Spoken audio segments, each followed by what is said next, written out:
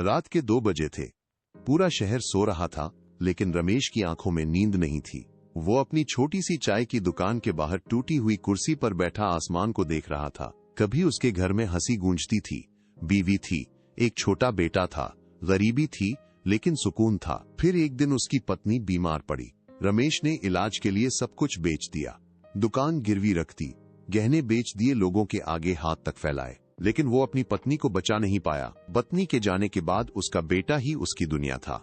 वो दिन रात मेहनत करता, बस इस उम्मीद में कि उसका बेटा पढ़ लिख कर बड़ा आदमी बनेगा। साल गुजरते गए, बेटा बड़ा हुआ, शहर चला गया, अच्छी नौकरी मिल गई। रमेश हर किसी से कहता, मेरा बेटा एक दिन मुझे अपने साथ शहर ले जाएगा, अब मेरी जिंदगी बदल जाएगी। लेकिन धीरे धीरे बेटे के फोन कम होने लगे, फिर बंद हो गए। एक दिन रमेश खुद बेटे के शहर पहुंच गया। फटे हुए कपड़े, थका हुआ चेहरा, हाथ में पुराना बैग।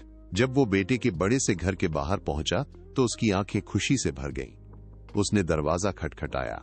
दरवाजा उसके बेटे ने खोला, लेकिन बेटे के चेहरे पर खुशी नहीं थी, डर था, शर्म थी। उसने धीरे से कहा, पापा आप यहाँ क्यों आ गए? रमेश मुस्कुराया और बोला, बेटा सोचा तुझे देख लूं, बहुत याद आ रही थी। तभी अंदर से बहू की आवाज आई, कौन है? बेटे ने धीरे से कहा, कोई नहीं। ये शब्द सुनते ही रमेश की आंखें भर आईं।